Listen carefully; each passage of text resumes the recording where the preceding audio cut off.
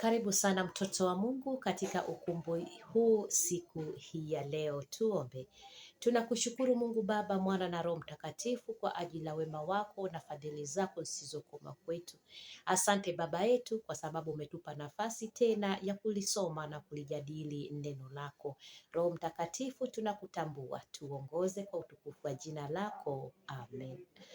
Karibu. Napenda kushukuru sana wewe mtazamaji wangu ambao umeendelea kutazama na kuangalia video zangu, umeendelea kulike, umeendelea kushare na kucomment pia katika video zangu. Mungu akubariki sana na kupenda pia katika jina la Yesu. Karibu katika somo la leo. Katika somo la leo tutazungumza ni jinsi gani ya kubaki katika mpango ambao Mungu ameandaa katika maisha yetu. Ukweli ni kwamba Mungu ameandaa mipango mizuri kwa ajili ya kila mmoja wetu katika maisha haya. Lakini ni mara ngapi watu wengi tunabaki katika mpango wa Mungu? Wengi huwa tunaondoka katika mpango wa Mungu tukaenenda kulingana na jinsi ambavyo tunafikiria kwamba ni sahihi kwetu. Sisemi kwamba ukae usubiri Mungu akufanyie kila kitu.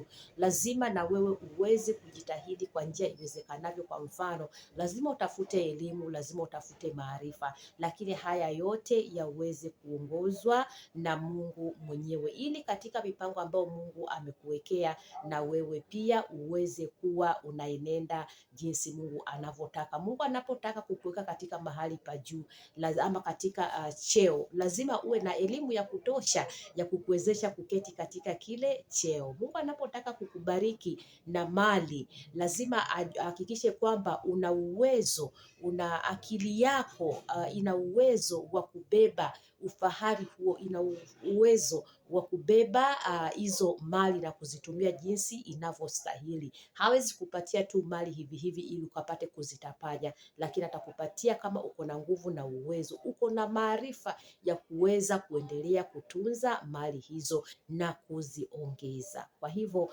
Mungu ana mipango mizuri kwa ajili ya kila mmoja wetu, na lazima tujitahidi tubaki katika mpango wa Mungu pamoja na yale tunayoyafanya, ili maisha yetu yakapate kuwa jinsi Mungu anavyoyapanga na jinsi na sisi tunavyotaka kuishi, tuishi kwa furaha na kwa amani inayostahili tunapoishi hapa duniani. Tutafanya mambo yafuatayo ama tuzingatie mambo yafuatayo ili tubaki katika mpango wa Mungu. Jambo la kwanza, ukumbuke kwamba Mungu ana mipango mizuri juu ya maisha yako siku zote.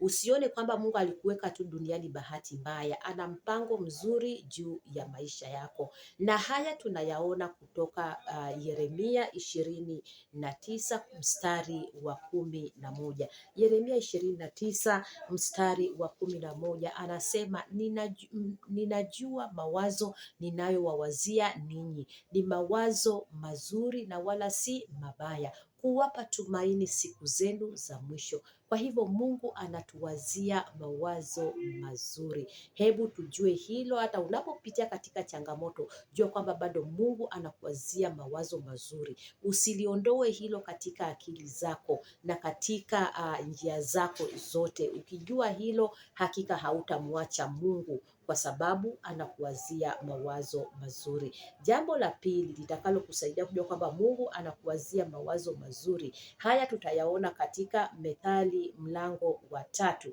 mstari wa 5. Mungu anasema, mstari wa 5 anasema mstari wa 5 anasema, mtumaini Bwana kwa moyo wako wote, wala usizitegemee akili zako mwenyewe. Kwa hivyo jambo la pili la kuzingatia ili ubaki katika mpango wa Mungu, lazima ujue kwamba umtumaini Mungu katika kila jambo utakalolifanya. Hakikisha unaweka matumaini yako kwa Mungu ili ukapate kufanya mambo haya kwa njia inayostahili na kwa njia ambayo inampendeza Mungu. Na anasema wala usizitegemee akili zako mwenyewe. Nimesema kwamba ni muhimu kutafuta elimu, lakini lakini utafute elimu hiyo ukitegemea akili za Mungu, ili elimu hii isikupelekee sehemu ambayo sio, kwa sababu kuna watu wamepata elimu ikawajengea kiburi kiasi kwamba wakaona wengine wote hawafai, wanaofaa ni wao. Kwa hivyo hata ukiwa na elimu lakini unamtumaini Mungu, elimu ile itakusaidia kutenda mambo mazuri, kujenga ufalme wa Mungu, kufanya kazi zako na kusaidia wengine jinsi inavyostahili. Usitegemee akili zako wewe mwenyewe, lakini umtumaini Mungu, tena ni kwa moyo wako wote, kwa sababu yeye ndiye amekuwezesha kukaa mahali ulipo, na ndiye atakayekuwezesha na kusimamisha ili kuweza kuwa na faida zaidi katika ufalme wake. Jambo la tatu tunalipata katika hiyo Mithali mstari wa 6, na mstari wa 6 anasema, katika njia zako zote mkiri yeye, naye atayanyosha mapito yako. Unapoanza kufanya jambo lolote, unapokuwa uko katika mpango wowote unaoufanya, anasema mkiri yeye, mtangulize yeye. Yaani usimweke tu moyoni tu, lakini hata mdomo wako umkiri yeye. Nimeyafanya haya kwa sababu Mungu amekuwa pamoja nami. Nimefaulu katika hili kwa sababu Mungu ndiye aliyeniwezesha. Ninajua kwamba nitayaweza haya kwa sababu gani? Mungu yuko pamoja nami. Kwa hivyo unapomkiri Mungu kila sana, kila wakati katika kinywa chako, Mungu nataka kuyafanya haya, lakini najua kwamba peke yangu siwezi. Mungu nisaidie, Roho wa Mungu niwezeshe, ninyoshe. Mungu atanyosha mapito yako. Hautaweza kuenenda isivyostahili, bali inavyostahili. Hilo ni jambo la tatu. Lakini jambo la 4 pia tunalipata katika mstari wa 7 ambao anasema mstari wa 7 ambao unasema, usiwe mwenye hekima machoni pako, mche Bwana ukajiepushe na uovu. Wajua, unapofaulu katika ulimwengu huu, usipokumbuka kwamba ni Mungu amekuwezesha, ukiona ni nguvu zako, ukiona ni maarifa yako, ukiona ni akili zako, ni mali zako, hakika utaweza kutenda mambo maovu katika hayo ambayo umeyapata. Lakini ukijua kwamba ni Mungu ndiye amekuwezesha, na hekima yake ndio itakayokuwezesha kuyalinda na hata kuyatunza hayo mazuri ambayo Mungu amekupatia, hutakuwa mwenye hekima kwenye macho yako mwenyewe. Mtu mwenye hekima machoni pake mwenyewe anaonaga wenzake wote hawafai, anaonaga wenzake wote hawakusoma, aliyesoma ni yeye. Anaonaga wenzake wote hawajui kufanya, yeye peke yake ndiye anajua kufanya. Anaonaga kwamba yeye peke yake ndiye anayestahili, lakini wengine wote hawastahili. Na unapokuwa mwenye hekima katika macho yako mwenyewe, kuna mambo mengine yanapoenda vibaya, unapokosea, unapoambiwa kwamba katika hili umekosea, hautakubali kwamba umekosea. Kwa sababu gani? Katika macho yako wewe hekima uko nayo.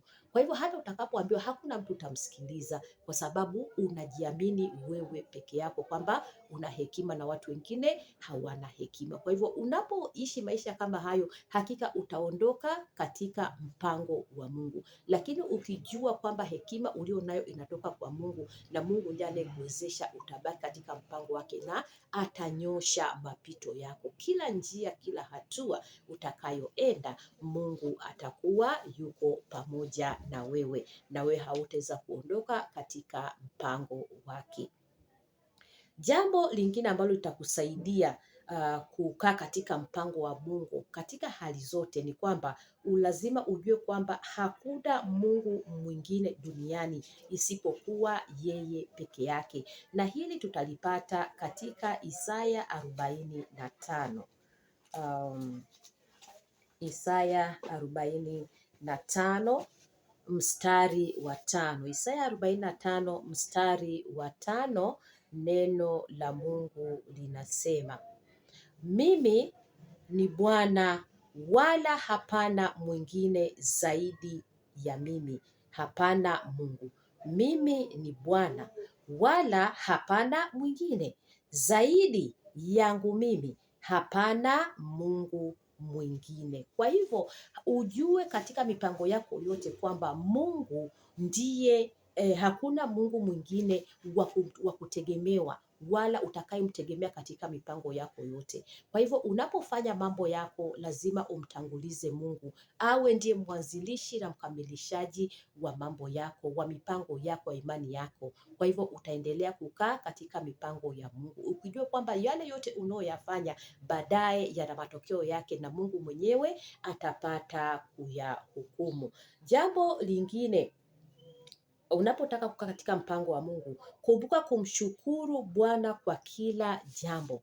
Anasema katika Wathesalonike wa kwanza mlango wa 5 mstari wa 18, mshukuruni Bwana kwa kila jambo, maana hayo ni mapenzi yake kwenu katika Kristo Yesu. Kwa hivyo katika hali zozote unapomshukuru Mungu, kuishi maisha ya shukrani. Uwe umefaulu, mshukuru Mungu. Uwe haukufaulu, mshukuru Mungu. Tena usimshukuru Mungu ukiwa umefunga macho, kwa sababu kuna mambo mengine ambayo tunaweza tukamshukuru Mungu, kumbe sio mapenzi ya Mungu. Lakini kila jambo linapotukia, mwambie Mungu, kama haya ndio mapenzi yako, basi Mungu ninakushukuru, na kama sio mapenzi yako nayakataa na uyaondoe katika jina la Yesu na kwa damu ya Yesu. Kwa hivyo kama si mapenzi ya Mungu, hakika yataondoka, lakini kama ni mapenzi ya Mungu, utasikia amani rohoni, utasikia utulivu rohoni, utasikia kwamba haujafadhaika, haujatetemeshwa. Hata kama ni jambo ambalo ni gumu, utajisikia kwamba bado utulivu upo, kwa sababu Mungu mwenyewe atakupa neema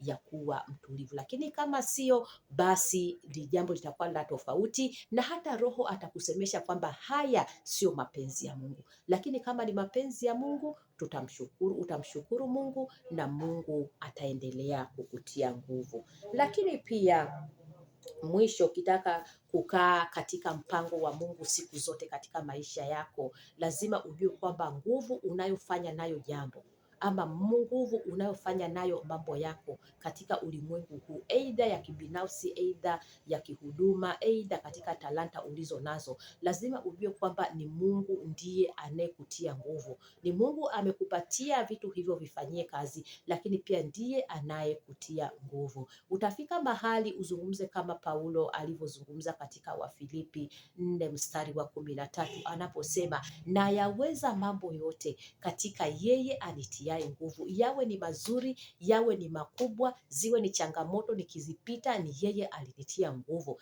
Yawe ni mambo mazuri yalifaulu, ni yeye alinitia nguvu. Yawe ni mambo ambayo ni magumu sikuyaweza, ni yeye aliyenitia nguvu, ni yeye aliyeniwezesha. Ukiishi maisha kama hayo, mtu wa Mungu, utaishi maisha mazuri, utaishi maisha ya utulivu, utaishi maisha ya kuridhika na hali jinsi zinavyokuja, kwa sababu nguvu za Mungu zitakuwa pamoja na wewe. Na pia hautasahau kuwa na furaha kila saa na kila wakati. Utasema jinsi anavyosema katika Wafilipi, furahini katika Bwana siku zote. Kwa hivyo hata kama ni katika magumu, katika mazuri, katika mazito, utakuwa una furaha. Sio furaha inayotegemea mazingira. Furaha ambayo anasema furahini katika Bwana siku zote ni furaha ambayo haitegemei mazingira, ni furaha inayotegemea Mungu anafikiria nini juu yako, Mungu anapanga nini juu yako. Na kwa sababu nataka kuendelea kukaa katika mpango wa Mungu,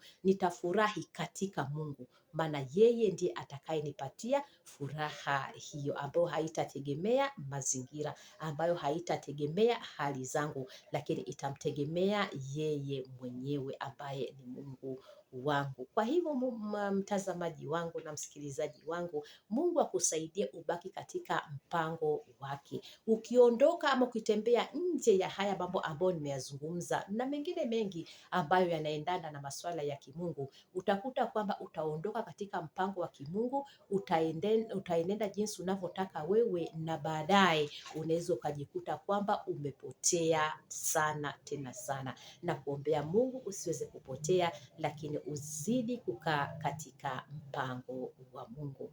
Na kuombea Mungu akusaidie na kuwezeshe katika mipango hiyo yote. Mungu ajulikane kuwa ni Mungu katika maisha yako.